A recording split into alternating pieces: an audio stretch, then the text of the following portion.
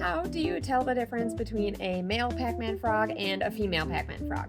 There are a couple of ways you can do this. First, you're going to be able to tell the sex of your pacman frog by looking at their size. The smaller frogs are going to be the males, whereas the larger pacmans are the females. Obviously, this is not something you can tell with a baby pacman. And that's the thing, is when you have a baby or like a juvenile pacman frog, you're simply not going to be able to tell the sex of it until it starts to get a little bit bigger. Second way is by if the frog is making sounds or not. Males have the ability to croak. It attracts mates. Females don't really make much sound at all. So if your frog starts to make sounds or croak, definitely a male.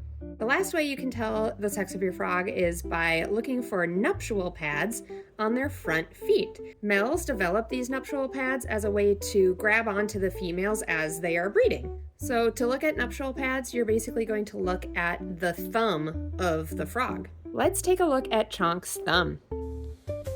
You see that black spot or that dark spot right here? That is not dirt. That is the nuptial pad of the frog. So this is a very clear indicator, even if he didn't croak at all, which he does. You would be able to look for that nuptial pad, and without a doubt, that is a male pacman frog. And we can see it on his other thumb as well. For another example of nuptial pads, we have Froppy here.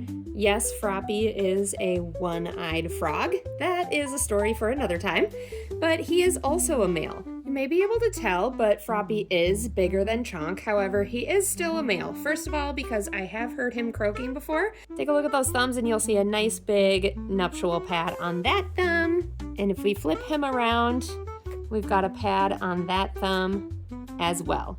He's just not as eager to show them off.